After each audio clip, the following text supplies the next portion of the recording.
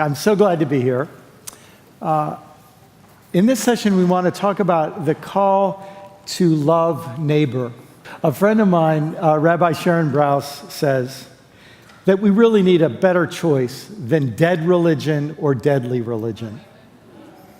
And in some ways, what we're talking about in these couple of days together is the option of revolutionary religion, neither dead nor deadly.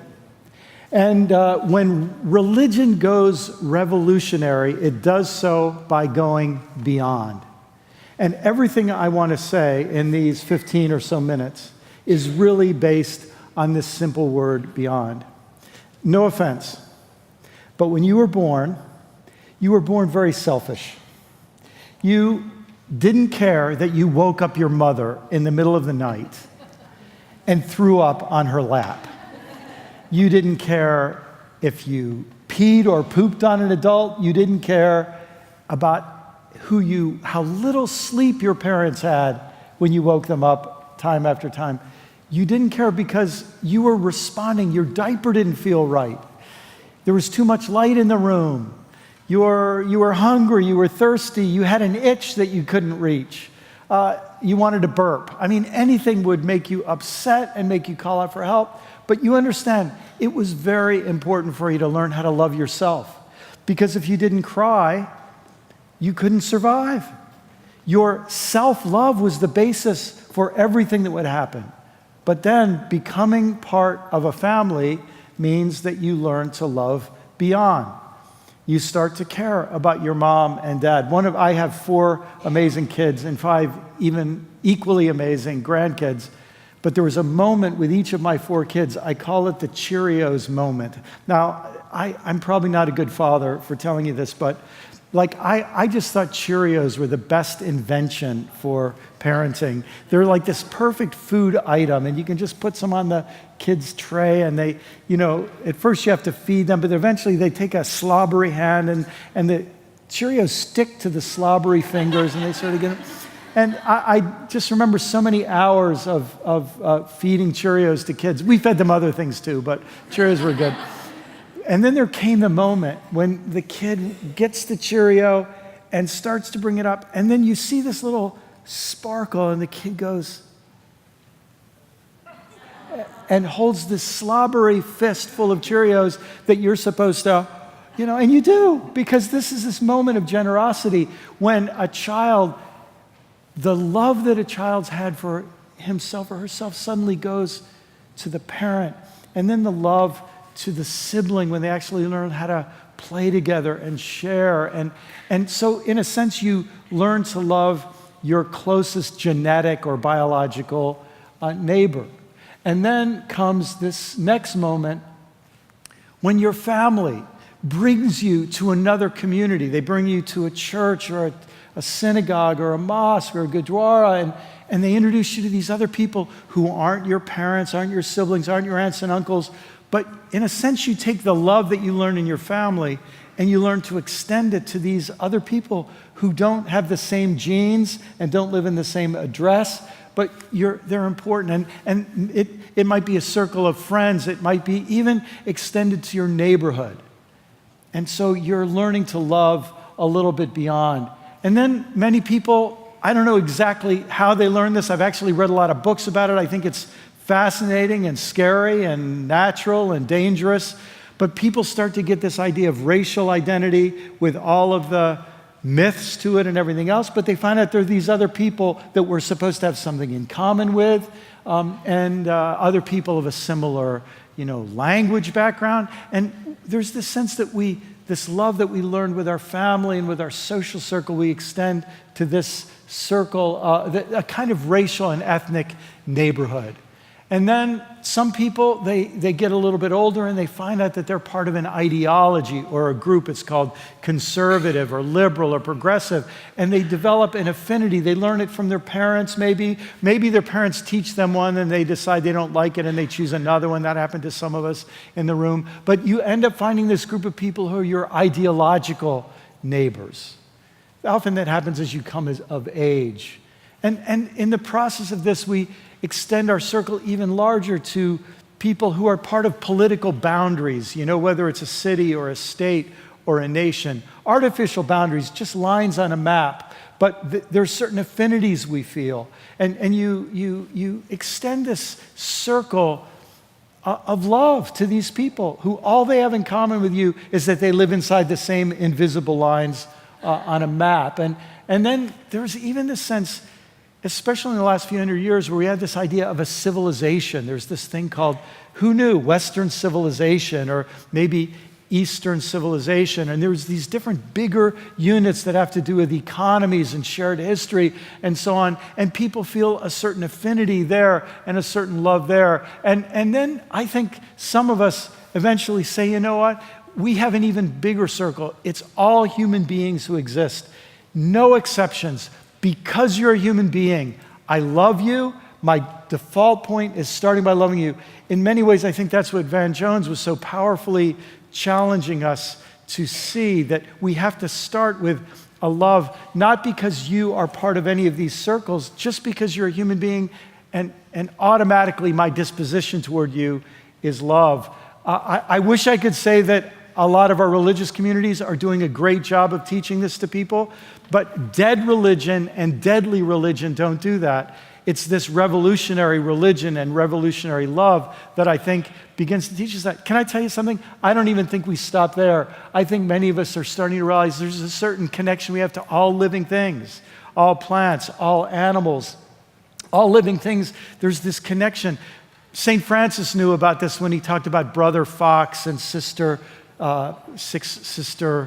turkey, whatever, right? But there's this connection we have with all living things. I think once you know much about living things, you realize there are no living things unless there are ecosystems in which those living things live. And then we even expand the sense that part of my circle of love is a river and a mountain and a valley and a plain and weather systems. I mean, it really starts getting bigger. And this is not, not everybody has always thought this way. For a whole lot of people, they look at that mountain and they say, there must be 2 million board feet of lumber there that could make me a lot of money. If you were to blow the top off that thing, then you'd get at the coal. That's where it really, the Arctic Ocean, there might be oil under there, right? And what that really is about is the form of love that competes with every other form of love. It's the one form of love that our culture specializes in, which is the love of money.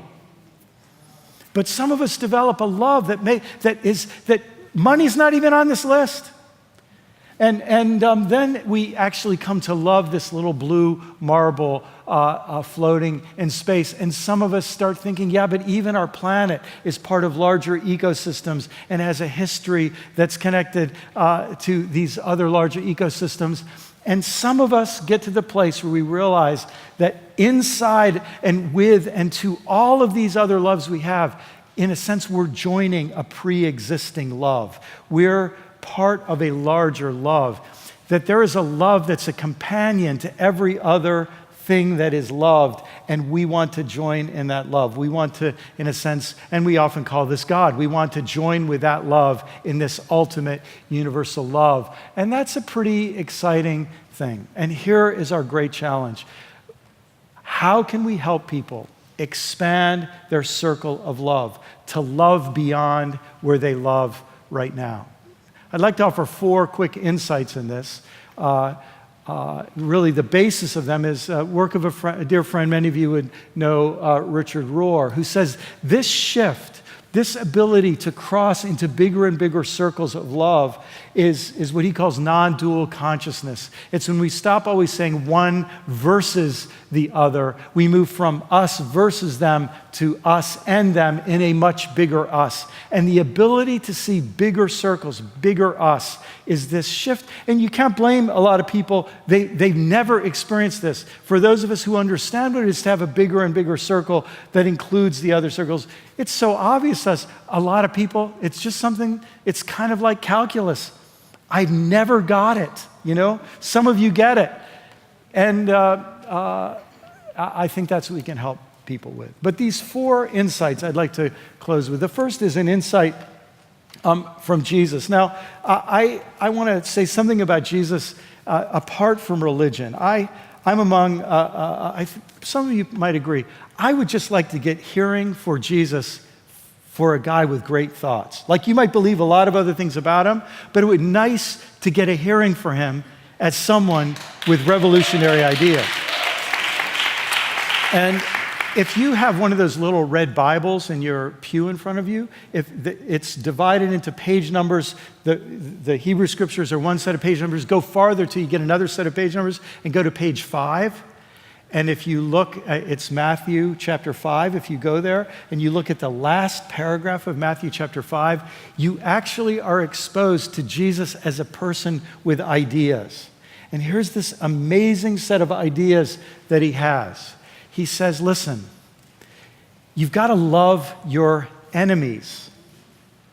You've got to love your enemies. Everybody loves their brothers. The mafia loves its own. Everybody loves their own. The trick here is when you have a non-discriminatory love so that you actually are willing to love your neighbors, and not just your neighbors, but your enemies. He ends that passage by saying, love your enemies. Even God lets the rain and the sun fall on the good and evil. God is non-discriminatory toward good and evil. And this is the love that he's proposing to us as an idea to actually live by and practice. Earlier in that same passage, he speaks of God's love for the sparrows and the wildflowers, and invites us to just see that that's part of the love that includes us. Do you understand? This is a revolutionary idea. If you were to go over to Luke chapter 4, I don't have the page number on that, but if you go to Luke chapter 4, you will see he talks about good news to the poor, good news to the captives, good news to the blind, good news to the oppressed. And then he makes this amazing statement. That, by the way, includes Sidonian and Syrian people.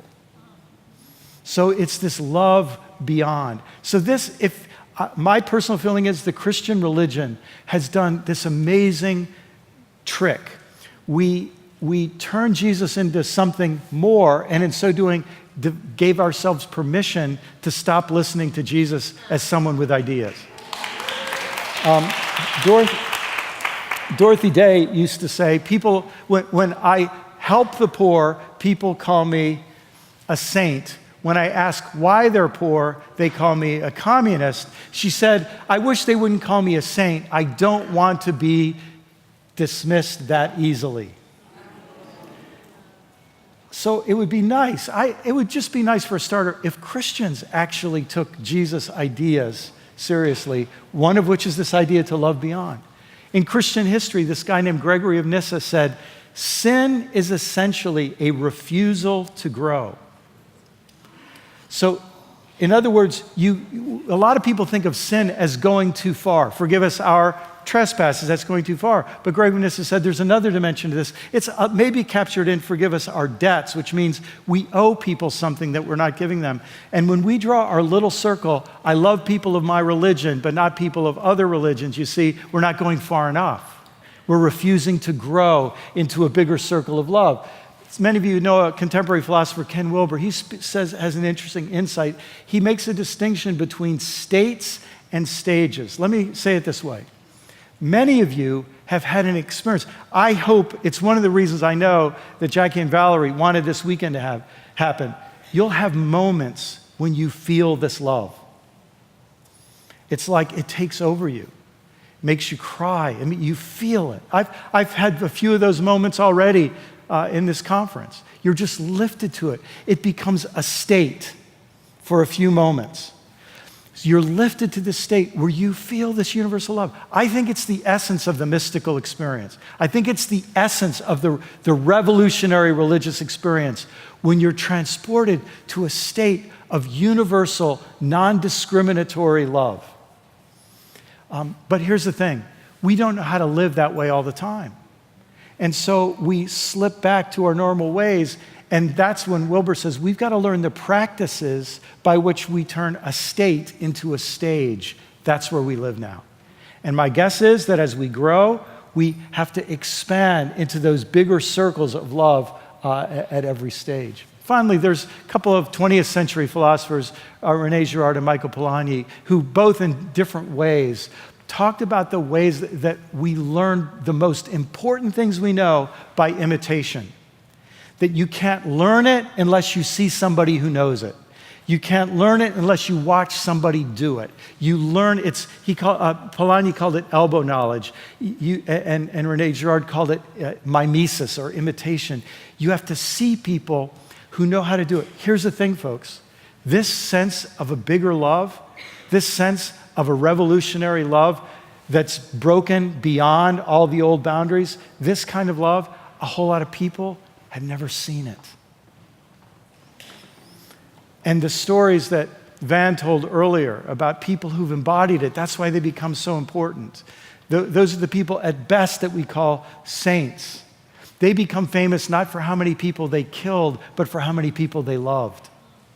And for us to go into that, we have to see it. And that's one of the great reasons to put on an event like this, because you bring together some people who've been grappling with this issue. Look, if you want gymnastics, you know, the Olympics will introduce you to some people who've excelled in gymnastics. If you want business, the Fortune 500 will tell you people who've excelled in business. But there are some people in this world who've devoted their lives to love. And if you want to become a loving person, we've got to see some of those people in action. And the value of an event like this is if all of us catch a little bit of that and we go back home, we'll bring that with us to some other places. So brothers and sisters, I want to tell you something. I did some research for a book some years ago about religious violence and hatred, where you draw the line at my religion and you fear and hate people on the other side. Here's something I learned in that process. Terrorists, racists, people who commit hate crimes, do not experience themselves as hateful people. They experience themselves as loving people who, because of their love for a smaller circle of us, who's being oppressed or harmed or shamed, it's their love for that smaller us that turns them into hateful people toward others. Ironically, you might say that love is like an egg.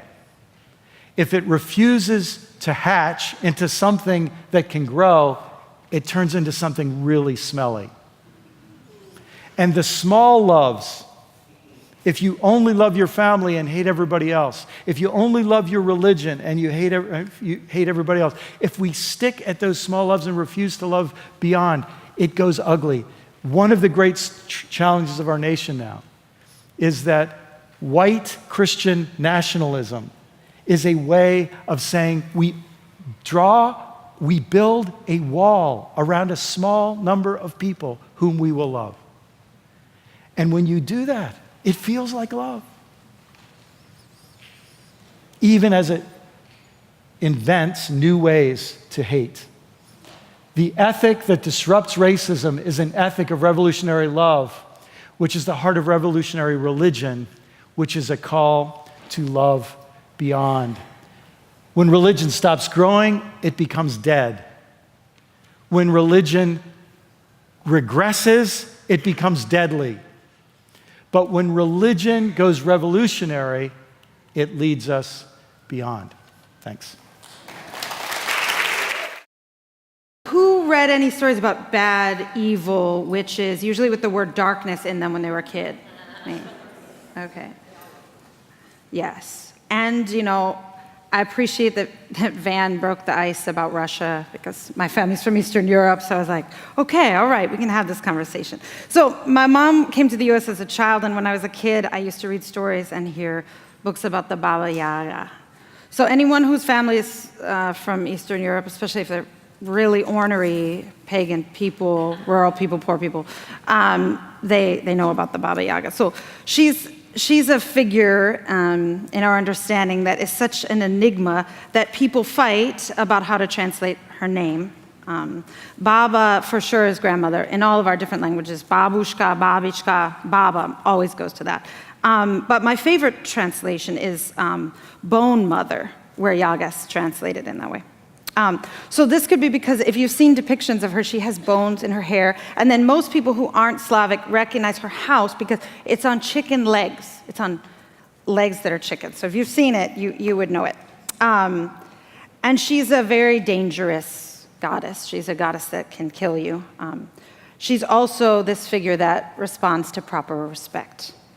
Respect for her, respect for all living beings, and she responds to a pure heart and to people of will.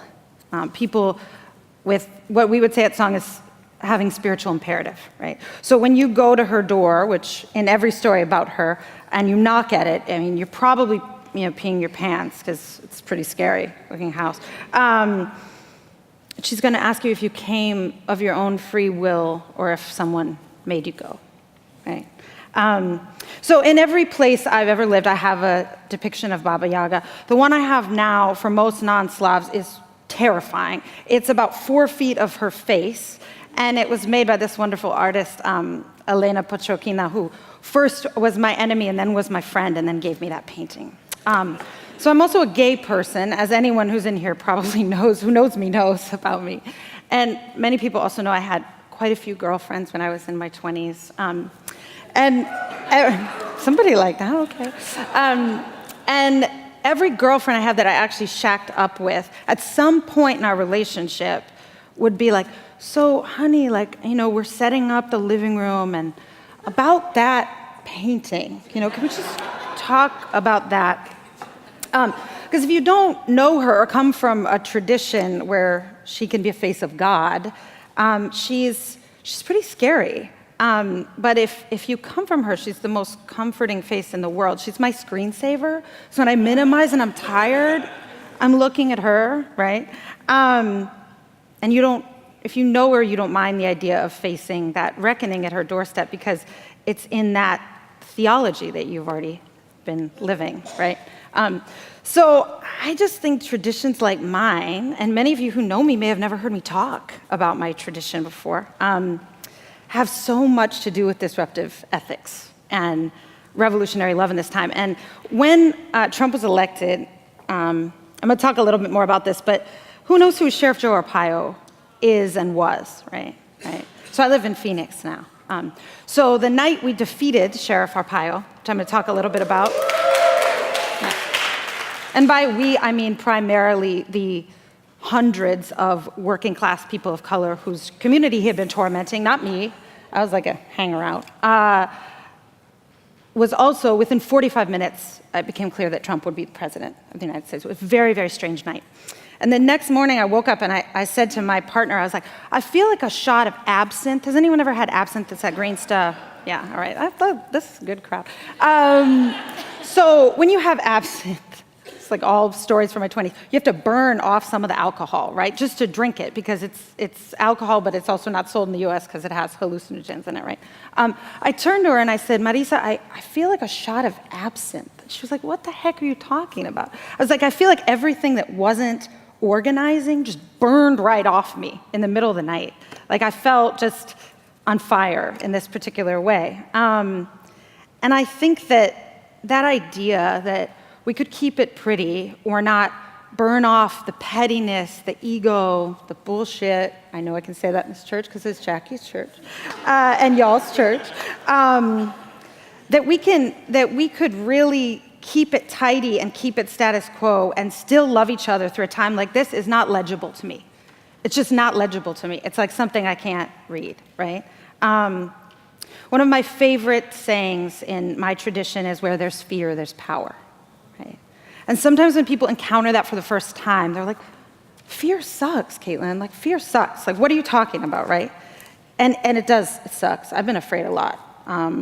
And whenever anyone says that I was courageous about something or point to an act, I'm like, do you know that I was a wuss put in the company of truly courageous people that turned into someone more courageous? That's what you're looking at, is like a truly spineless, kind of selfish person who was transformed by community organizing and by movement into someone else. And that's just real talk, right? So I hate that feeling of being afraid. I've been afraid actually a lot in the past couple months for really personal reasons, but it's like, I hate it so much. And yet my most powerful contributions to leading campaigns and building movements has been when that fear was there. And it indicated that the moment had power, and I overcame that fear with other people. And things became possible that I didn't think were possible, and people around me, including myself, became political actors that they didn't dream they were going to be, in stories they didn't think they were going to be in, right? And some people in that room, we've been part of these stories together, right? So in our tradition, that darkness, that where there's fear, there's power, is a pregnant, wonderful place, which my dear friend Valerie has made millions of people literally think about so much in the past few months. And it's an undomesticated place. It's a wild place that's not to be tamed, but it's part of really important questions of ecosystems of social change. So when I think of that question of loving our neighbor, it might seem strange to bring up what does Baba Yaga have to teach us about disruptive ethics and about that. And I'll be perfectly frank, since the election, I've had some real concern about the level to which so many of our institutions and leaders are going back to business as usual, working with the people they were working with before and doing things similar to what they were doing before. And I was really pissed. And after a few weeks, that fact actually started to elicit compassion, which I don't know if anyone feels compassion when they're like not ready to. They still want to be like having a tantrum, and I'm like, no, dang, you know? There it is, dang. I've come to believe for the most part, as justice-loving people in the US, we actually don't know what to do right now, and that's what people do when they don't know what to do. They like go back to something granular, specific, that they know how to do. It actually makes total sense, right? So Jackie asked me to be granular to some degree, because I have lots of granular stories about organizing and social change. But I want to talk a little bit about how we could use a little more Baba Yaga in our organizing to love our neighbors as ourselves. And I want to connect that a little bit to a huge passion I have that I know some people in this room share, which is organizing in red states. I've spent almost the last 20 years since I was a complete pipsqueak at the Highlander Center, organizing in red states. It's my passion. I think one of the reasons we're politically where we are in this moment is that there's not enough conversation about it, and there are truly great leaders and campaigns and work that people like Reverend Barber, people like the good folks in Phoenix have actually lifted up a different story and narrative about their work, but without understanding that there's this whole part called the middle of the country, and I say that with so much love because I spend a month in New York now, right? Without engaging that, we actually can't have a political conversation about where we are. So when we talk about disruptive ethics and what it takes to love our neighbor, I think we have to talk about what it means to get real and to focus on what we do and not only what we say. Because that's that reckoning at the doorstep, right? Like I feel like she comes to me all the time. She's just not interested. Do I look cute? She's not interested. What have you done since you've been praying to me last? Like, you know, how are you moving this along on the spiritual imperative tip? So these thoughts focus on how to deepen those considerations of being in motion. And I say being in motion, as my friend Sharon has talked about how that's great, because it's not only description or prescription, right? It's not only action or analysis against each other. It's motion, and we're thinking and feeling and being while we're doing it as well, right? So one thing I think is, as we bring people to this work, we don't promise comfort. And I think particularly having a conversation about dismantling racism, we need to talk about that. But I want to go a little further because I think that becomes kind of a soundbite that we don't go far enough, because I actually think it's a wonderful promise. So the work is going to transform us. When I was 21, there was this person named Suzanne Farr, who was a great feminist thinker, who was the director of Highlander at the time. And I was a real twerp. I didn't realize I was gay yet. I had a class ascendant family. We were like those people on the block that had so many cars in a middle-class neighborhood. And then neighbors were like, how many kids actually live? How many kids do you have? To my mom, right? Like, we were those people. My brother had been in and out of prison, and I was like really pissed. And Suzanne, anyone who knows her knows she specializes in like young dykes who are really pissed. Like it's like her calling. And she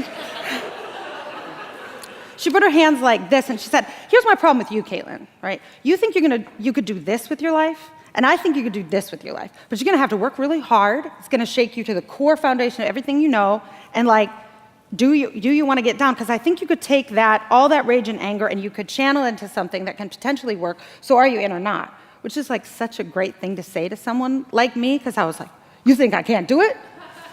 I can do it, you know?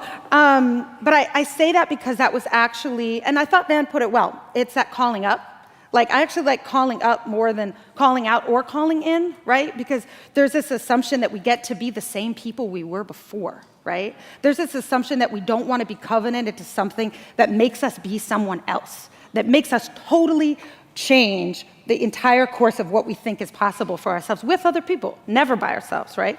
And that brings an ability to have a comfort with confrontation and see escalation and de-escalation as tools in what it is we're doing. And understanding that like organizing, like the lessons of Baba Yaga are about how do you hold tension? So often we hear like, when we talk about seeing both sides, it's actually a way to talk about diluting and like completely putting to sleep a conversation, right? Especially in relationship to race. And it's a plea often from us as white folks to quiet that conversation. And holding real tension is like holding a fire in each hand. It should be hard. It should make your arms shake. Like, it's not actually for the weak at heart. I mean, some folks in this room know co-directing a cross-race, cross-class, cross-disability, sexuality, all of this, that was all LGBTQ folks for 10 years. I have so much gray hair that I dye, right? That came from us engaging that and being like, wait a minute, it's good that we're in conflict because we actually have people who have extremely different cosmologies, worldviews, and experiences at the table, and we're actually contending for power, and we're actually thinking about what does it mean to move to a majority people of color leadership and a majority people of color organization that still has meaningful roles for white people, that doesn't declaw them, right? Doesn't say you don't have to do any work, right? That's a Marisa Franco original. I see you like that one, and I'm not gonna take credit for it. So I think that's really important. Just a couple other things. I think a discipline and depth of practice is important. Like, what helps us hold this tension? If we come from communities where the tension is just, it gives us hives, right? Or communities that, like to get pretty escalated, as, people in my family like to do, where you can revel in that. You can be like, oh yeah, this is the way it always is. It's just tense, drama all the time, right? And, I might be on this panel now, but I assure you, I worked on so many campaigns in red states that I never got accolades for. But more importantly, the people that worked harder than me, nobody knows their names. Yeah, And I think that's really good in some ways. It's really complicated and it's really good. It was good for my training and my accountability and how I became a leader. And it's also good for us to acknowledge who's doing the work. And pound for pound, I saw again and again women of color, organizers and leaders who had been out there for decades, who were not getting that shine, right? And they need more shine, a lot of them. And it's also such proof that they were never in it for the shine, which leads me to my favorite, which is the proof is in the pudding. So often the people doing the most work are not always the ones that we get to see on the panel circuit, although sometimes it's not true. But like the key work doesn't always look cute. A lot of times it just does not. So when I'm looking at work right now, I'm looking at what is born of that work. Like, which leaders are developing leaders? What is galvanizing a base? Who is here getting synthesized in the way they need to be? Who's winning campaigns? And I think that also applies to how those of us who are white in this room think about what does it mean to not only engage a practice of saying the right words or stopping saying the crappy words, right?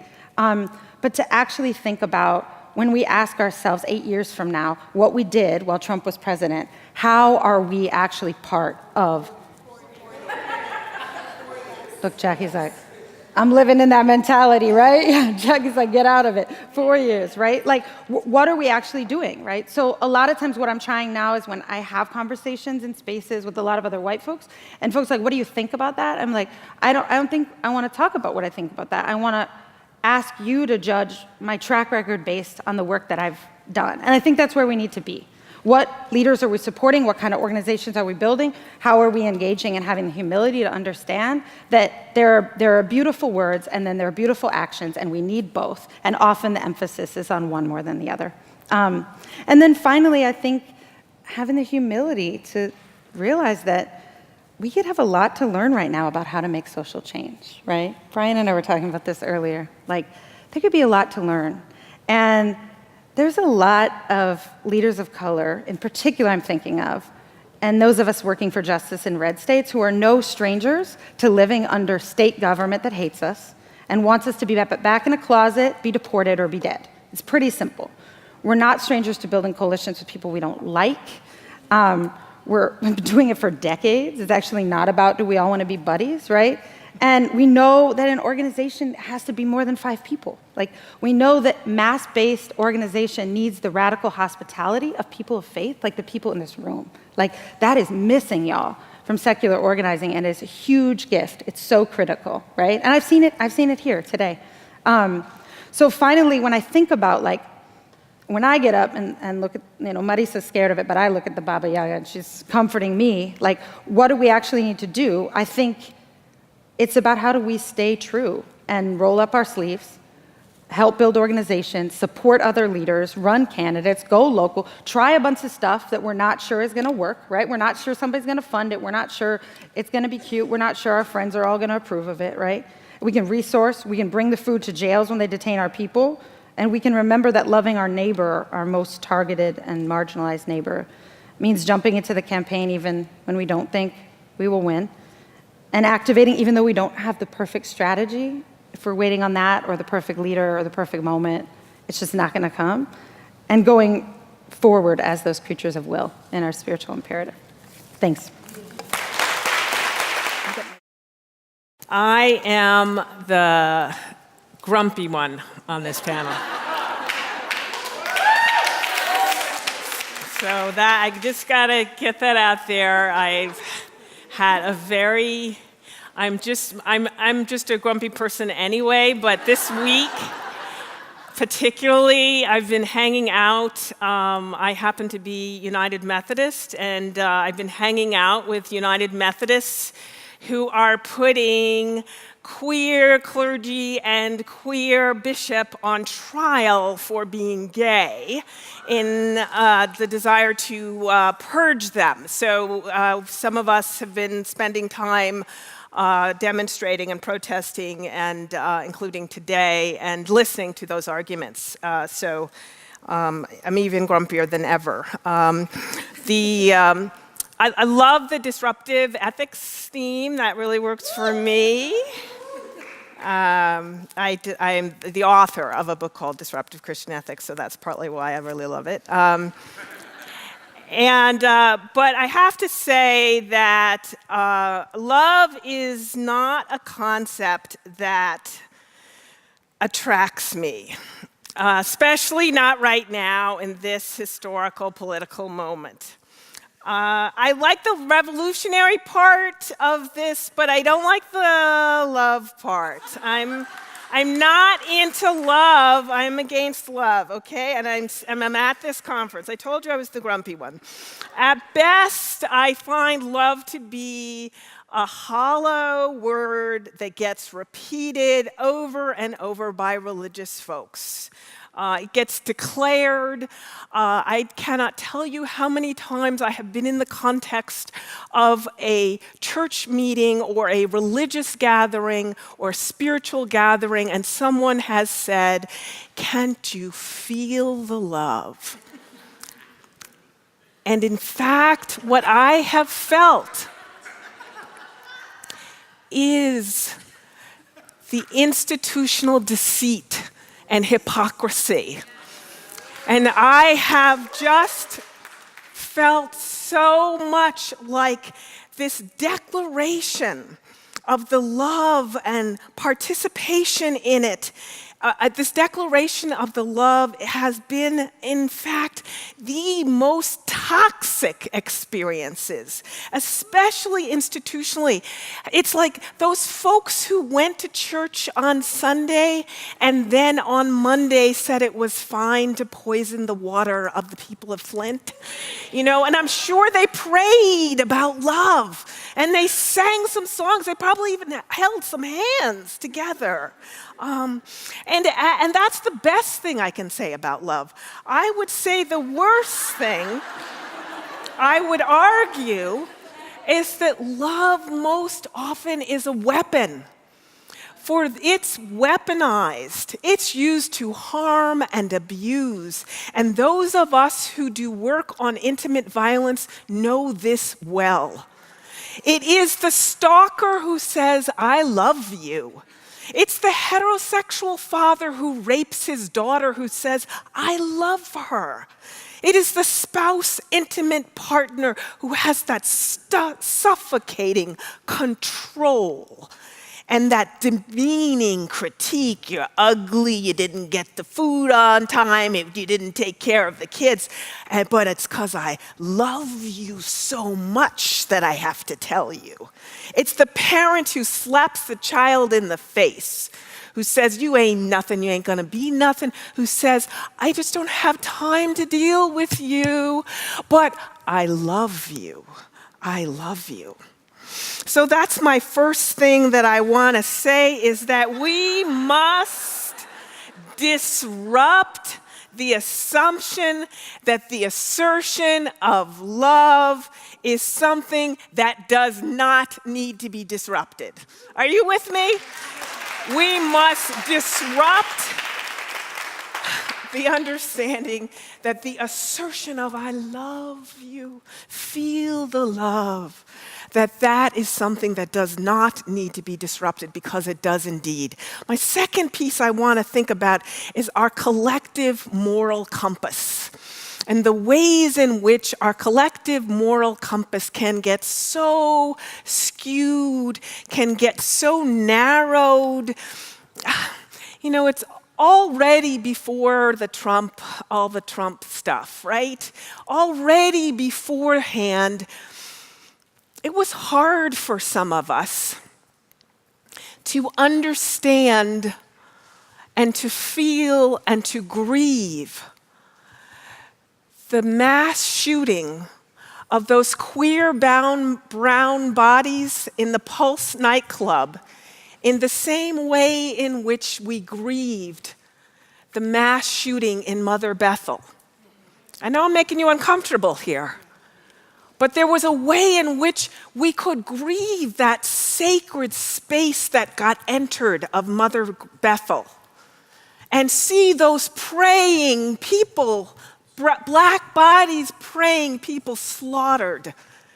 And the grievability. You know this feminist philosopher, Judith Butler, who talks about the grievability and the ways in which certain people are endowed. That's how we can sort of define the dignity that we are able to recognize in the other, is the way in which we see their life as worth being grieved. Right? So just the Holocaust going on right now in Syria, right? Our inability to have grief and to really grieve every single one of those lives. So already our moral compass, you see, has to be part of how we're understanding, or at least the prerequisite for this work of love. But then with the election of Trump, and now in this moment of 2017, I want to argue that our moral compass has been dramatically skewed, has been dramatically impaired. Our ability to recognize the worth of our neighbor has been impaired, the moral worth in the US, by the fact that only a white man who bragged on tape about how much he enjoyed suddenly and unexpectedly grabbing the vaginas of women, that is sexually assaulting women, that is being a perpetrator of sexual assault, could then a few months later go on to be elected president of the United States. The normalization of not merely impunity, but rewarding a white man perpetrator of sexual assault, or at the very least, one who enjoys lying and talking about how much he enjoys sexually assaulting women on tape, rewarding this white man with the presidency, has disciplined you in the mendacity of whiteness as innately superior. It's shifted your moral compass. It's dulled your moral capacity, such that just even basic civility you're congratulating yourself on. And let alone the ways in which you're delighting in, and this is my third and last one, the delight in how much we love our neighbor as ourselves. I think loving your neighbor as yourself should be a minimal. I mean, just a barely minimal, barely good enough baseline for what it means to be loving to your neighbor. It's so inwardly directed. It's so inwardly directed and focused on how you, loving your neighbor as you would yourself. It doesn't allow you to recognize that what your neighbor may need, what your neighbor may want, may be wholly incomprehensible to you. Unless you listen to your neighbor. Your ability to see the ways in which the state is terrorizing brown immigrants may be wholly invisible to you. I just remember, can you still hear me? I'm sorry, just having technical problems here. Okay, there, you still got me? Okay, good. At the Women's March in DC, it was one of those experiences, of course, if many of you were there, that you couldn't move, right? But then there were these few moments where I saw these brown Muslim women in hijabs. And at the march, people were just across all kinds of groups saying, hi, and how you doing? And boy, standing here, for 45 minutes to get to a porta potty is not, it's fun. We could even sing, right? But I noticed at the Women's March, these women, they parted. And no one said hello. No one even nodded at them at the Women's March, right? So the ways in which we recognize who is our neighbor and who is not our neighbor, loving our neighbor as ourselves and recognizing ourselves in our neighbor, that's not a good starting point, I want to say. So finally, I've said all the things that love is not. Let me just quickly say just a couple of things love is. It is, one, it has to do, we have to have history. I'm a teacher, so I have to say we have to have history. History must be part. Who are the ancestors, the historical ancestors that enter your room, that help you with that moral compass that I'm talking about being skewed, who help you to understand what's revolutionary about the love? For me, it's Septima Clark and it's Ella Baker and Ida B. Wells who enter the room, these anti-racist, but their tactics and their strategies and their moral failures are part of what it is we hold on to sustain us and for us to understand how to characterize the love that we bring. And then the other piece I want to highlight is anger. As my former mentor, Beverly Harrison, wrote, anger is not the opposite of love. It is better understood as a feeling signal that all is not well in our relation to other persons or groups or to the world around us. Anger is a mode of connectedness to others, and it is always a vivid form of caring. It is a sign of some resistance in ourselves to the moral quality of the social relations in which we are immersed. Extreme and intense anger signals a deep reaction to the action upon us or toward others to whom we are related. So our love must include anger, not assaultive anger, not violent anger, but an anger that sustains us, that keeps us woke. Can I say that? I know sometimes when old folks use you go, oh, she's not really getting what that expression really means. But that's like, right, that gets it a little bit, kind of keeps us woke. When I worked in prison, I taught in prison, as my colleague also, Terry Todd, at Drew, we teach in prisons. And I taught violence against women, and I'd never taught it in prison before, and it was really difficult, such pain the women shared. But the first day, this woman, I did my presentation, and this prisoner, inside student, we also bring our outside students, said, I said, let's process how this went. And she said, I can't believe, and she pointed her finger at me, that you are going to do this to us every week. The depth of pain as we talked about rape and violence and abuse that I was bringing up. And she said, and to what end? That's my question for you. To what end are you going to do this? And I remember what it took to hold that anger. And I remember that anger went throughout the class. I remember teaching about racism and the ways in which racism is a part of violence against women and violence against black women, and the women prisoners, the white women prisoners saying, I don't want to hear about racism. Anything you describe that happened to the black women has happened to me too.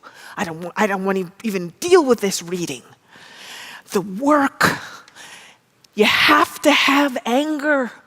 You have to confront it. You have to hold it, because it's the anger that brings about the disruption in the white supremacist disciplining of your moral compass.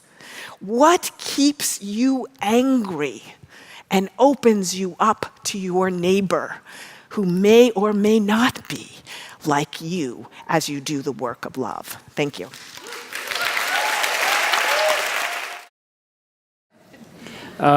First, I just want to thank Jackie for letting me be up here with grown-ups. It's a great honor. I really say that Dr. West helped me finish my thesis last May without knowing it, with the book for which this conference is titled, Disruptive Christian Ethics. And so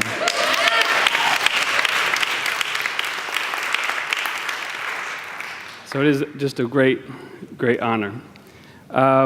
So I want to focus my comments in the area of hearing the call to love the neighbor, in particular about the impact of white supremacy on white people's capacity for empathy and love. So in other words, to talk about the things that make for a culture and a people unable to even hear the call to love, the step before it. And so I'll start with a story of a time when I first got woken up to realizing that I wasn't hearing a call to love the neighbor, and had no idea what any of the words meant in the process. Back when I was young, 19, about 10 years ago, I attended a workshop at Duke, and it was a year, or just a few years after, 5 years after Daryl Hunt had been released. Daryl Hunt was a man in Winston-Salem, North Carolina, where both Roz and I are from, and who was falsely imprisoned for 19 years for rape and murder he didn't commit, who left us too early last year. But he had been released from Winston-Salem, from jail, and I had gone to, before that, I'd gone to a forum, and a lot of the white clergy were saying, we need to learn how to forgive and love. This is a time for healing. That's what they said. We really need to learn to heal. And it didn't make any sense to me. It wasn't their families that were still in the same system that had imprisoned Daryl 20 years before. It wasn't their sons and brothers who were in jail for crimes they didn't commit at nearly the same rate. So I raised that same question at this gathering, and Reverend Nelson Johnson of Greensboro smiled nicely to me, and he said, "Well, let me push you, brother. That when a person has a wound that they don't know they have, they're a dangerous person. When a group of people have a wound that they don't know they have, it gets really dangerous. And when a group of people with the most institutional power in the history of the planet have a wound that they don't know they have, it's catastrophic." So I sat and thought a little bit more about the impact of white supremacy. Now that I've gone to seminary, this is the words I got for it, I guess. Impact of white supremacy on white people's capacity for empathy and love. And certainly it's not anything new, this idea that racism hurts white people as well as black and brown people. Gary Wilmore in Black Religion, Black Radicalism says that this is an insistent theme in black church history, that white society and white Christianity were sick unto death, as Robbie Jones echoed earlier, sick unto death, and that sickness could be cured only by a radical metanoia being a conversion, a change, a radical change.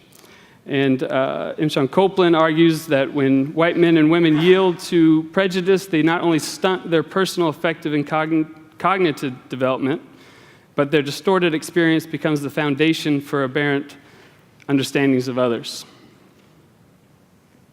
And Howard Thurman in 1965 in The Luminous Darkness, which was almost commissioned by the Civil Rights Movement, a book, said that was adamant of this understanding the impact of segregation on the segregationist. That the understanding of this was prerequisite for any sort of sincere integration and to avoid any sort of diversity, racist diversity.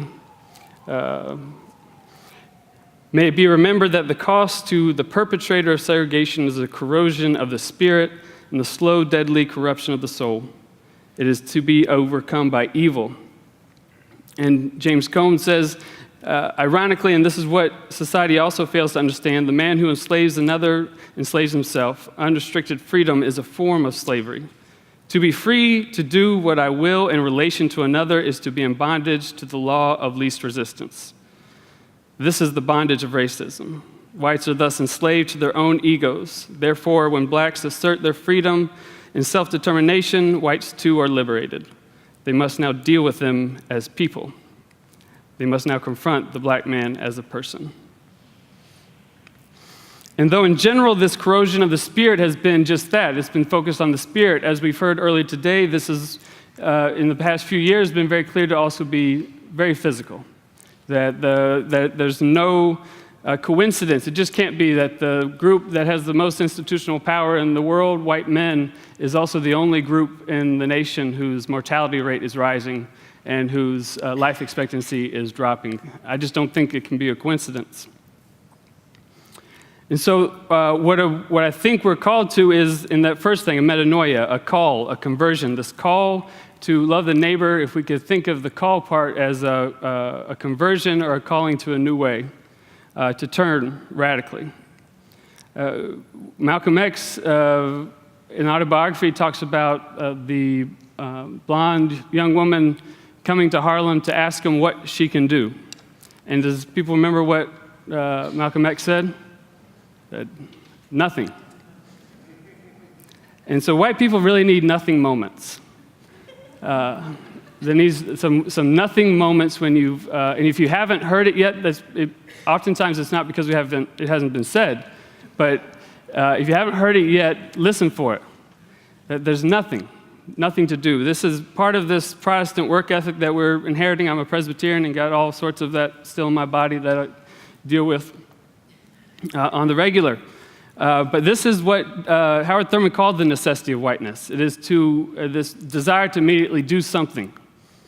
Instead of asking what can I do as a white person, I think the gospel is urging us to ask, what type of person is Jesus calling me to be from the Christian perspective? Or what type of people do we want to be? And so that's why I think the word ally, especially white ally, is too small. Too small a word for the crisis of white supremacy. And I love, so Valerie opened us up this morning, or this afternoon, with these three types of love. A thesis, a hypothesis of revolutionary love. Love of neighbor, love of opponent, and love of self. And I wanted to build on that from an understanding of this love and get a little Trinitarian, to the long-lost sibling of two types of love that we often talk about.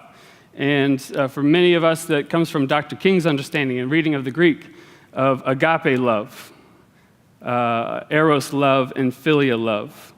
And this first type of love, agape love, I would suggest is not what killed King.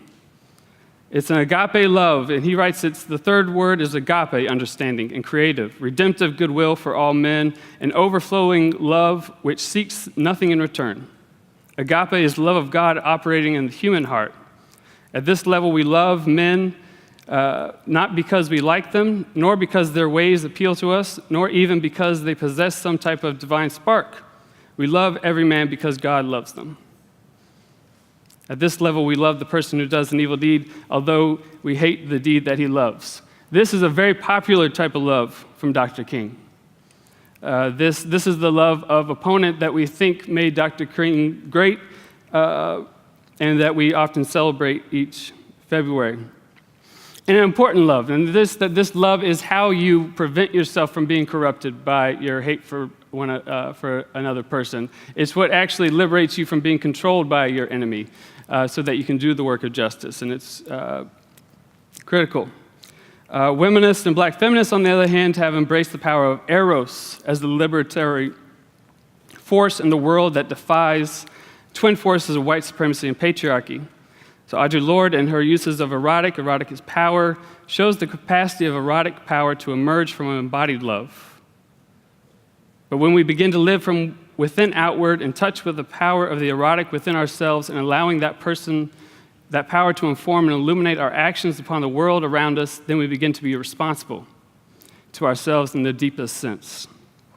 And so this is the erotic love, the eros love that's been perverted by our culture, obviously, but that this is the type of love that actually Jesus exhibits. That M. Sean Copeland has said that Jesus exhibited this erotic love. He went around touching people. He was a wild man. I mean, he was always getting in trouble for eating without washing his hands first, and for touching and being with people who he wasn't supposed to touch. So this is an embodied love.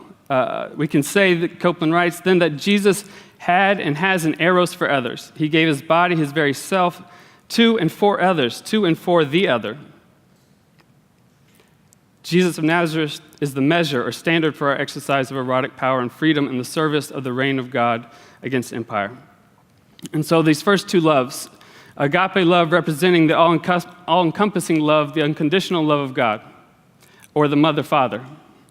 Eros representing the particular interested love of Jesus, the particular interested love that never became about hyper-individuality as it has in so much of Christianity across the country, but that it blows up the whole particular universal dilemma that Dr. West also writes beautifully about.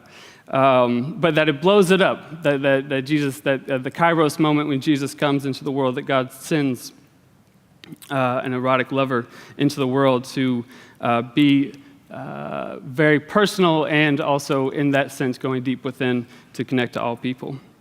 And so this third word of love, philia, is what I hadn't heard about as much.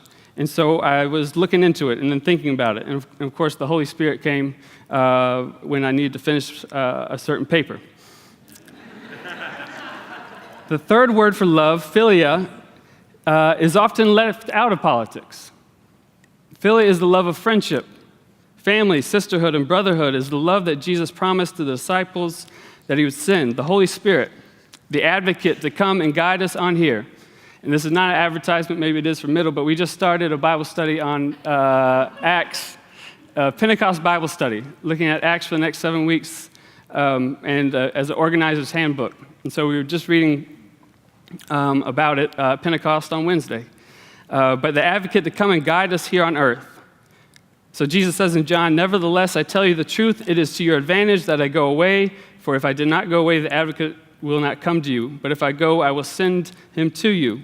And when he comes, he will prove the world wrong about sin and righteousness," which often you can interchange with justice, "and judgment about sin, because they do not believe in me. About justice or righteousness, because I am going to the Father, and you will see me no longer. About judgment, because the ruler of this world has been condemned." And so this spiritual force becomes a space for the intersectional resistance that takes love seriously. And part of the reason that we need a bigger term than allies, I'm not talking about everyone get along and be friends, but that ally is a very low bar. That an ally stays the same. It comes in to help.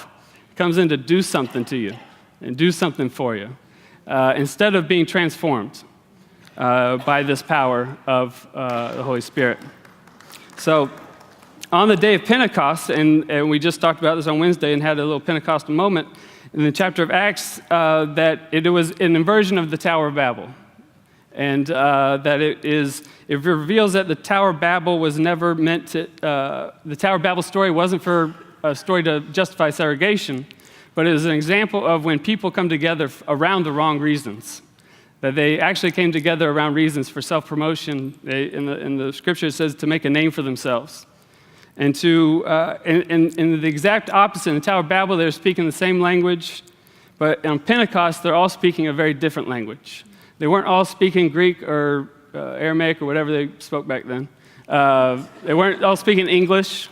They were speaking everyone else's tongue. So people heard it in their own language, on their own terms. It was the opposite of Pax Romana. It was the opposite of this singularity. It was the opposite of some peaceful way that's never very peaceful at all. But of forcing people to speak one language and to hear it in one way. And so that's what I think we are called to today, a Pentecostal type of love, that we should reclaim Pentecostalism, which has its radical roots as well, in Azusa Street that looked a lot like this room. I am called on to respond to what I've heard. And to think about it in terms of my own work and history. And I'll try to do that. I think the benefit is going to be when we're all talking to each other. And so I'm the, quote, elder here. I've been in this movement for 4 decades at least. I grew up in the South, and it's at the age of 14 where I heard the call to love neighbor. And so this isn't supposed to be about me, but I want to do this a little bit because I heard the call in different ways. I heard it in my home from parents who, in the worst of situations, I was born in 1948. Nobody should look around and wonder, what? But I was born in 1948, so I came up in a period when it might have been hard for parents to talk about what it means to love neighbor beyond your family. And they talked about that. I grew up in Winston-Salem, North Carolina, segregated South, white and colored everything, and had to navigate that. I had TV that showed me what was happening in Mississippi and Alabama, and showed me who was doing that. And I had parents who struggled to have friends who didn't look like them. So I had a sense of what it meant to love neighbor. And then I had Life magazine that showed me real up close what was happening in the Deep South. I'll never forget, I saw those pictures. And that's all I've ever wanted to do, was to do that work and to love neighbor based on those things in my life. And so that's how I came to love neighbor. And some of the things that people talked about are things that have impacted my life and impacts work right now. And so I'll say a little bit about some of those, and then we should all be talking together. I'll just take a few minutes here. But this notion of the call to love the neighbor beyond, it's a struggle to do that right now in 2017. Because there's so many messages that says you shouldn't, and people are given reasons why they shouldn't that are plausible sometimes, especially in the absence of our voices to counter those narratives. So we have to think about that. We have to think about that, what it still means to really struggle to love beyond, and that the requirement is greater right now. So I love that. So in this challenge that Brian talks about to expand this circle of love, to really move from us versus them to all of us. And so in the crudest way we can look at it, it means, not being apart based on race and creed and so forth. But there's another way to look at it. It's when we're in this fight that we are intersectional in our work, and so that we're all them, right? So in my work, I came out of retirement 4 years ago. I was civil rights director at the AFL-CIO. I was going to go home and read books and watch my husband as he took on a fourth career. But then I met a movement in North Carolina that challenged me to continue to expand my work, to expand my understanding of them. It made me come out of retirement to do the work that I am called to do, the work that Rob taught me to do when I met him 4 years ago. But it's that work that really embodies a lot of what people have talked about today. And I think we have to talk a little bit about what's going on in North Carolina and beyond, this moral movement, because it's a movement that's based on love, and it comes from the deepest places you can be in. And so in that movement, which is in many ways like and learns from the movements we've been involved in historically, but it's taught me new things about how to struggle and how to make change. So I just want to look at some of that work in the context of what we've heard. On this question of what does it take to make change, that was amazing, because we still have to be reminded what it takes to make change, and we still have to be reminded that that fear is okay. And there are always points at which we have fear, and it's different levels of fear. But it's that fear that brings us to courage and brings our brothers and sisters to courage with us. So we have to appreciate that and embrace it. And we've had terrible fear, but we come through terrible fear, and we have come through it. I mean, my greatest example of terrible fear and being able to keep going was when 5 of my friends got killed in the streets of Greensboro by the Klan, right? That's terrible fear. But the thing is, how do you turn that fear into courage? And then what somebody else said, how do you understand people enough to forgive and love them so you can keep on working? Because you can't work from that place. Fear has its place, but you can't work from there. And so there's just so much here that is my life. It's like having my life the story of my life be told while I sat there with Sharon. But these lessons and these teachings we heard earlier are ones that beg to be discussed right now, beg to be discussed. So this whole issue that is raised by Caitlin about what it takes to make change is really critical right now. It always has been, but the stakes are really high. We're looking at some pretty high stakes. It's not that we haven't been through hard times before. So I don't subscribe to the whole thing about these are the worst times we've ever been through, because they're not.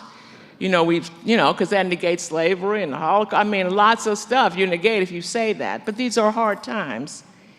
And they do require big thinking and big doing. So we can hold ourselves like this, and or we can do what Farr suggests, spread out. It's required. These aren't things that would be nice, but they're required now. They were required in the 60s, they're required in the 80s, and they're still required. And but it's serious times. I mean, we're looking at a class that really is not afraid to put us right on the edge of fascism. Think about it. But we have to think big, and we have to have an analysis for this time. We have to think and read and study so we understand what time we are in, because we may not be prepared for this time. We may not have experienced this time. It might, we've had bad times, but maybe this time is different, and we need to do something to get ourselves more ready for it. And we need to recognize and lift up our leaders and give them whatever it takes to help people grow and move forward. There are many unsung folks who are out there doing the work, so we have to promote them, and we have to most of all learn from them, because that's where the knowledge is. The knowledge is with the Fannie Lou Hamers. That's where the knowledge is. Folks who are every day doing the work because they have to, because that's what's required of them. When they sit in their quietest place and say, what does Jesus require? That's their answer. This is required. And so we have to lift these folks up and support them. So I'm just kind of going through here, looking at what I've heard. This whole question of moral compass, we've got to find it and hold on to it and understand it. I love, Traci, the thing about loving revolution and being a little skeptical of love. I love revolution. And I love love. I have understood in my movement in North Carolina what that truly means in the process of making change. It means thinking about the work in a different way, from a different place. It means talking to people from your truest place. It means when you're talking to people who live in the mountains of North Carolina who are white, in some cases 89% white in some counties and more, who have different experiences. If you tell the truth, if you love them, they can be moved. We do not move people by saying, how in the world did you vote against your own interest? That is not how we move people. People did not see themselves voting against their interest. People saw that as their solution. And we have to talk about what the real solutions are. So we have to be really careful about that. But love can be found in these struggles that we are engaged in, and we have to harness those lessons and carry them forth. But they have to go together. We have to have revolution and love. We can't love only our way out of this. No, we cannot. I see those hands in the back there. We can't do that. But together, those words can change. We can change. So I think, this whole notion of thinking about revolutionary love, neighbor, opponent, important, and self is critical. I'm sorry I missed this morning, but I think what we've heard is powerful. And I think that how we best serve what we heard is for all of us to talk about what we've heard and to ask questions, and can we mix it up a little bit in here? And have some truth-telling and talking. So that's what I'd like to do. And so, Rob, are you gonna? You want me to keep it? Oh, all right. Yeah, sit right there. Okay. So yeah, so now we'll move into a question and answer. There's mics over here and here. And how much time we got for it? Yeah, we got a few minutes for this, so don't be shy. Wake your neighbor up if they're still asleep. Love on them.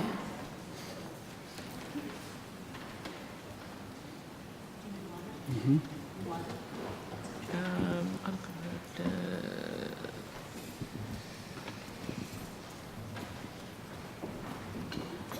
Hello. Hi. Hi, my name is Carla Fisk, and I worked as an anti-fracking activist in New York State for 6 years, to 10 to 5+ years, still working. But recently I was called to organize a small local group in my neighborhood to save our neighborhood library. And HPD and New York Public Library plan to sell our library, neighborhood library, which is used 7 days a week, heavily by the entire working class immigrant neighborhood I live in of Inwood, planning to sell it for $1 to a private developer and tear it down. And they promise to build a combination library, high-rise affordable housing, but if that happens, that action will pop our neighborhood and turn it into Williamsburg, gentrified, and goodbye brown people. So I and the 20 other people who have organized, our neighbors, as a grassroots organizing effort.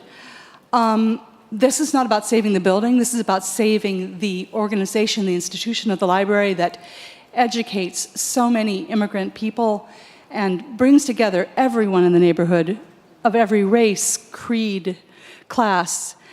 And we are all very, very angry at the billionaire real estate developer board of directors with the New York Public Library and with the Robin Hood Foundation, billionaire real estate developers. And we're angry that our city, who's supposed to take care of us, is planning on selling this unique public center. We're so angry.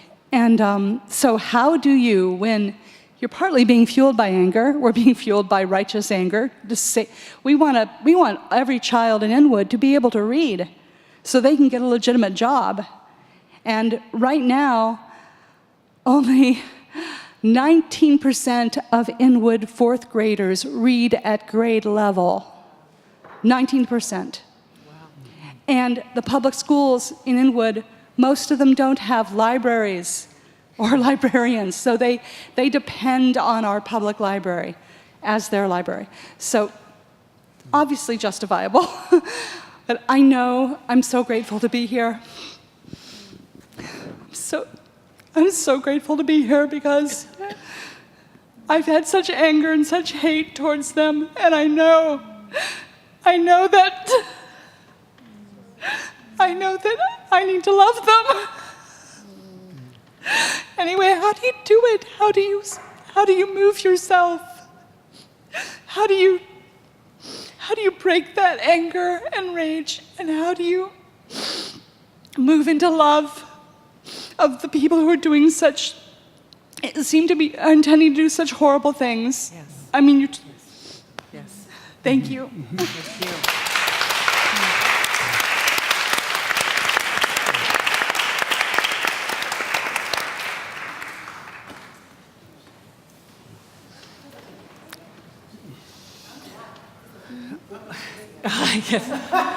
Well, first, thank you for the powerful witness. I mean, that's my first response, is how awesome it is to hear you witness to the ways in which you are awake to what is wrong and what is happening, and the systemic ways in which the interests of a billionaire class are being are being supported, and that those interests are being perpetuated at such great cost. So in some ways, I think that's my first reaction is, and then you're organizing. But my response, which I was looking at my colleagues because my response is going to be different. Don't separate your anger. Don't lose your anger. Your anger is sustaining you, in fact, in doing that work. And don't separate anger from love, at least for me, because that is what keeps you going, because it helps you to continue to say, no, this is actually evil, what is occurring. And to continue to have that motivate the ways in which you work. Now, the hate is toxic, in my view. So that is not something I'm saying, well, yes, continue to let the hate seethe, but continue to let the anger fuel the love is my response, not try to lose the anger. I would just add, I feel like Traci did the spiritual, and I would just do the tactical, which is, I think about earlier in the day, sometimes in organizing, where we do talk about winning and losing campaigns, sometimes the loving thing is to lovingly win the campaign and love them enough to make them lose that particular organizing fight. And what I mean by that, because, as an organizer, I'm like, you have a campaign there. That's a very specific target.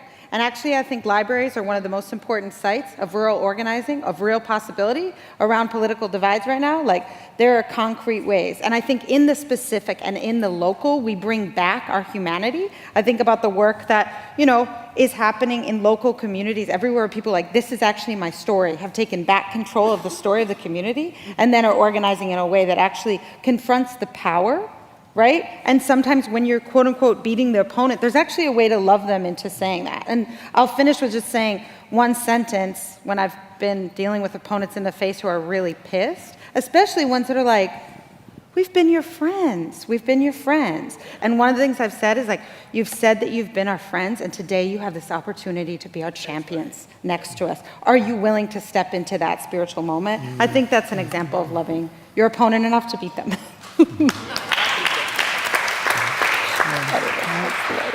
I'll just kind of say one real quick thing. I'm sorry to keep you standing. We'll come right to you. Just because it hit home so close. At first, before I even knew organizers had not gone extinct, I thought didn't know they were still around. The first movement I got involved in was a movement, anti-gentrification movement against luxury condominiums in Chapel Hill, North Carolina.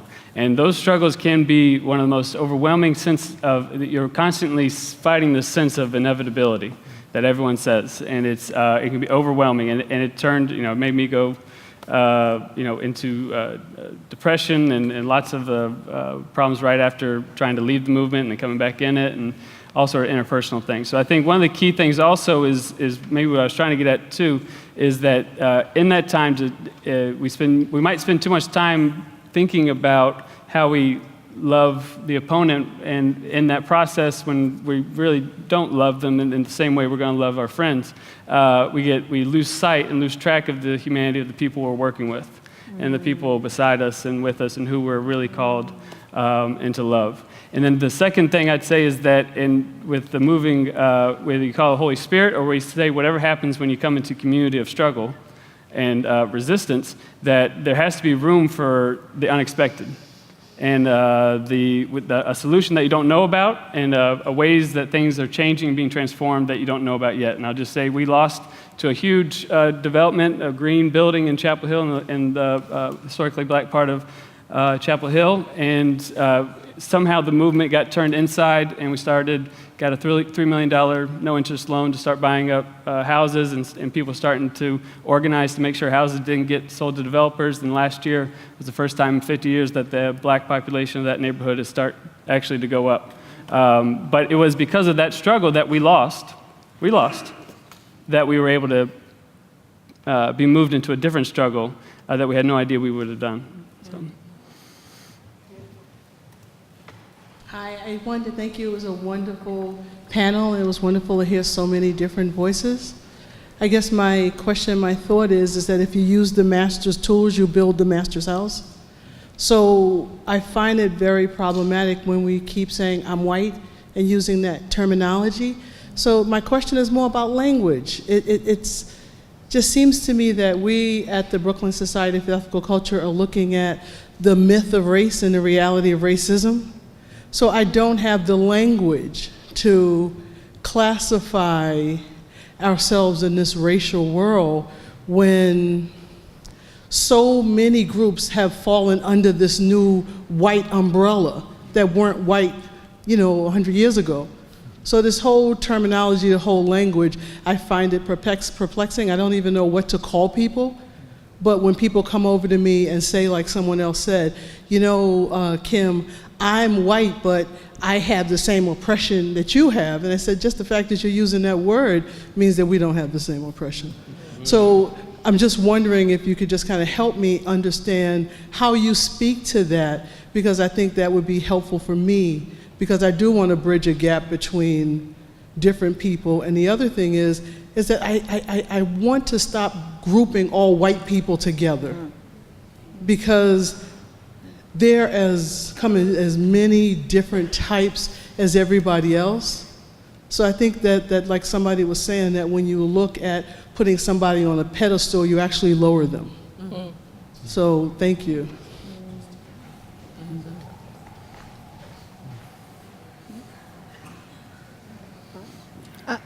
When you have the answer. I have a thought from down here. Brian, do you have a thought? I think the two white people should say something else. Actually, that's what I was waiting I on. have a thought. Where's my friend? I have a thought. White is a construct, is what you're saying. And it is. And white people became white letting go of their ethnicity, which is also what you're saying. That they let go of Irish, they let go of Polish, and they let go of Lithuanian, and then they let go of Irish. The white people were the Anglo-Saxons who came, and the other white people passed for white as they could pass for white, so they could just be white and not be Scottish or Italian. I'm just saying what you're saying is true, and a part of the revolution would be to change the language. It would be great. Don't ever say the word Caucasian ever again, right? Because there's no such thing as a Caucasian. Anurag told us before, it's like some Greek, some gypsy skull in the Caucasus Mountain, and this is only Caucasian, and Negroid and Mongoloid. So we can change the language, and it can change our minds, and we have a long way to go. It take a long time, but I think if every time you do it, every time you say it and don't say it, call white people European American, say I know white's a construct, say we know race is a construct, all those kinds of little things in our teaching and preaching just begin to shift the story. Mm-hmm. That is just a thought, but I think it's going to take a long time. Mm-hmm. Yeah. I didn't know if you had a thought. Yeah, I got lots of thoughts, but I just talked. I guess I've grown up in a place where people saying white wasn't the main problem. The main problem was people realizing they were white, and there was the epistemology of ignorance. That this idea that to be white in this country, you don't have to realize it. Part of internal to the logic of white supremacy is a lack of knowledge about itself, and that there's no. So I think there's value in identifying it to destroy it. I think the goal is to destroy it, but to identify it, to destroy it, that you have to be able to talk about it. But then it can't go too far, and that's why white-only organizing doesn't make any sense to me. It sounds the fox guarding the chicken coop. That all white people talking about white things together, and it may be out there, and I'm open to discussion and seeing how it can be done. But I just don't see how that historically has worked. So, like a white Christian church seems like a oxymoron. I mean, that if your identity is primary white, if whiteness is your primary, instead of just an adjective to be able to get to the truth of the matter, but if that's actually what you're going to maintain as a stable identity, then that's a problem. I think the only thing I would add is I think, it's pretty clear now when you look at the pollsters, they were kind of shaking it up for a while. But most of them agree now that the folks who, if we accept that white is both an illusion and helpful for the sake of this conversation, who voted for Trump, who were primarily people who make over $50,000 a year, the number one reason for that voting was fear, resentment, and hatred of a multiracial future and a majority people of color country. So to me, when I think about whiteness, and I really agree with that, like who is, the mildest way of saying it is, who is unprepared for that future?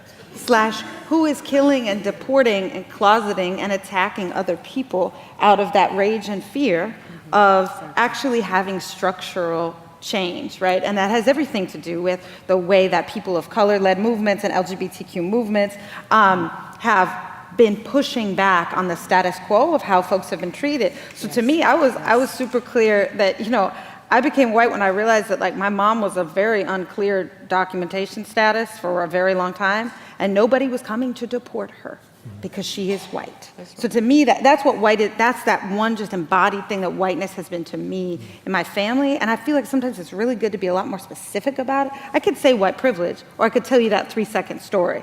And to me, the story is a lot more meaningful in holding myself accountable to what I need to do. That's right. That's right.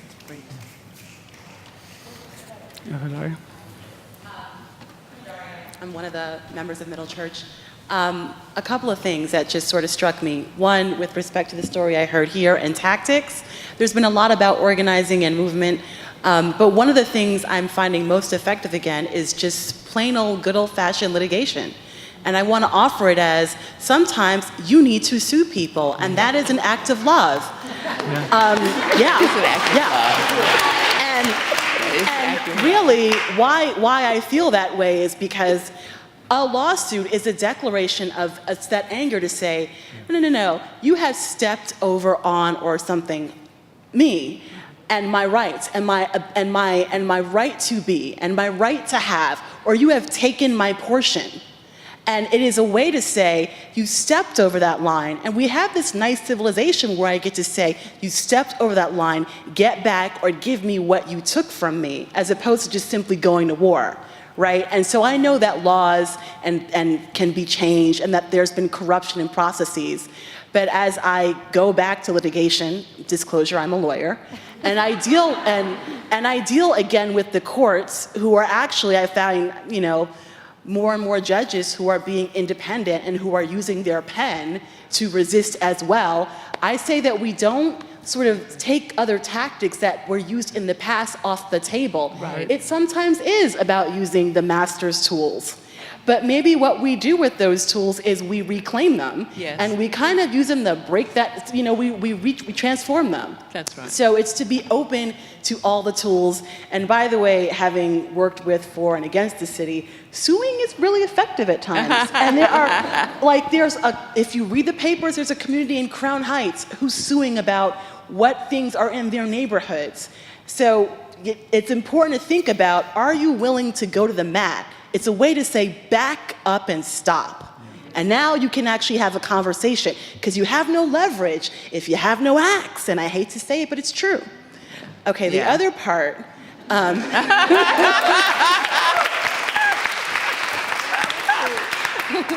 So, and I have to say, when I was listening to, it's Brian.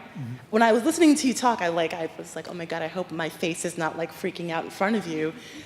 Because I had this reaction about listening to people who are like sort of defending that whole nationalism, and they're in this circle of love.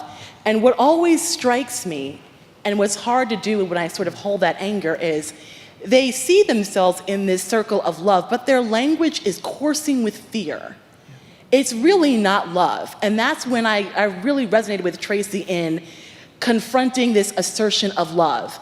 You say you want to build a wall around this community thing because you love, but when you listen to anyone who's in that space, there is so much fear. How can that be? How do you experience that as love? And I do think it's important to challenge love. I have seen, felt, dealt with, weaponized love, and it's not love. It is fear, masquerading as love. And how do we actually say, that's not love, it's fear masquerading as love? How do we sort of speak that from that true sense and able to, in conversation? And sometimes, if I'm really good and I'm really present, I can actually hold it and say, you're saying you love this thing, but you are talking so much about holding on to what you have. And how can that be love? Like, isn't love abundance? Do you hear yourself? And how do we have that conversation to help people hear themselves? Because more often than not, they're talking in fear and loss. Yeah. And that, to me, I think is a trick, and not the trick. That's a big part of it. And I think how do we do that better and more effectively? Ooh, wow. Wow. Wow. So I just want to make a comment about the first part. The second part blew me away. But around the use of legal tactics, that we really do have to see litigation as a tool, not as an end, but as a tool. And we also have to train lawyers to be movement lawyers so that they can support struggle. And when that happens, you have the ability to attack on many fronts. And so that's what we've seen, 50 years ago. Yes. That's what we're seeing in struggle now. But we have to use those tactics and use them in a way that serve a movement. And we have to start training lawyers in law school, not unlike what I got, but training lawyers in law school when they're supporting movements, that their question is, how does this lawsuit serve your movement? That's right. So I've got an example. In North Carolina, we had everything going. We had 1 million lawsuits down there around, the voter suppression bill and everything. So we've had a lot of experience there. And so we've got lawyers that when we're ready to, and a simple case is one that we lost. And so the question was, can we appeal? Should we appeal it? The law says you cannot win. My response was, the movement says you have to file an appeal. And so I think that's how we have to use the law, and that's how we have to retrain lawyers. But I think that was a great answer for what could happen here in New York. And it also is a little bit of public shaming. Not that I'm for that, but it also puts people on notice broader than they would normally be. I wonder could I just say something briefly? Your first name is? Hadaria. Hadaria, I really appreciate your bringing that up about that love of nation. I think this really relates to what Traci said, that the word love itself can be a camouflage for a lot of other things. And I just wanted to thank you for that because, as you said it, there's a verse that religious people, Christians quote from the Bible a whole lot, that never really makes a lot of sense to me, and you just made it make sense to me, which is, people often say perfect love casts out fear. If perfect means mature, then in a sense, what I heard as you said that is, that thing that has fear in it isn't real love. That's immature love. And to me, you just had a big theological revelation for me. So.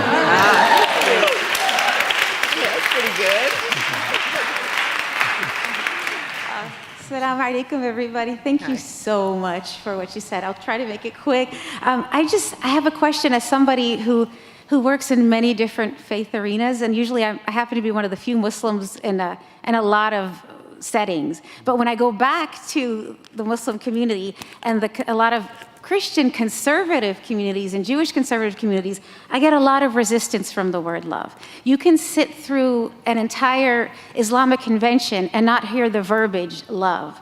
You can go to the Amish communities or some Catholic communities, some Hasidic communities, and love has a very sexual intonation with it. I mean, I just remember in Catholic schools, oh my gosh, don't hold hands with a boy till you get married, and and so even in Islamic circles, so in Islam, we tend to use the words affection or compassion or mercy. You rarely hear the word love. And in the Islam, so I'm trying to figure out a Christian parallel that I could take it. Because in Islam, we don't so much rely on the heart, it's all about reason and moral autonomy to make you have the right autonomy to judge right from wrong. That leads to love. So how do I take the message of unconditional love to people that are saying, well, you should really Their argument with me is you should know right from wrong. You just can't love unconditionally, because they don't seem to buy that. The Mennonites, conservative Mennonites, the Amish, a lot of the Hasidics, some even conservative, and that's what I run into trying to spread this message. What would you suggest? Wow, great point. Great. And just so everyone, as we answer this question, this will be the last one, and we'll be moving into a mini reception. There'll be some book signing and some wine and food afterwards in the social hall that we hope you'll join us for as well. Just didn't want anyone coming up and having to say that when someone's standing. I don't know. I wonder if you two thoughts. I don't want to hear what you have to say. Who wants to answer a question? Well, first, I sort of want to talk about your question because I think answering it would short circuit something that's very, very interesting. Because you're raising a question that sort of acknowledges that we have whole different language systems in different faith communities and whole conceptual systems that work differently, you know? And also, as the sister who was just talking before, whose name I already forgot, I'm sorry. Yeah, as she was speaking, I was thinking, you know, I gave that little talk about loving beyond in terms of human beings, you know, widening our circle of compassion for human beings. But I wonder, and I think about this from my Muslim friends who I'm in deep conversation with, I wonder if there's another whole conversation about loving intangible things. For example, the love of justice takes you to a place, you know? The love of beauty takes you to a place. When I think of conversations I've had with my Muslim friends, the sense of the love of the right, the love of the just, the love of the compassionate, there's something there that I haven't thought about enough that I need to think about more. And I think it's part of what you're touching on in your question. I just want to say, keep the tension. Yeah. It is helpful for Christians to be called on the ways in which they are articulating an empty, hollow assertion. Yeah. And so let's maintain the ways in which people of faith from traditions that do not use this phrase say, I don't know what you're talking about. This is my understanding, and it doesn't at all resonate with what you're saying. I want to question the meaning. Is there any meaning? Is there any depth? I say let's keep that tension. It's as a Christian who wants to resist the hypocrisy of the ways in which love has been touted. That's wonderful. Great. Let's keep that. I would just add one thing that I agree. I think the different cosmologies, like intentionally tonight, being more out about the different cosmologies is critical, because I actually think like the answer is inside of your community.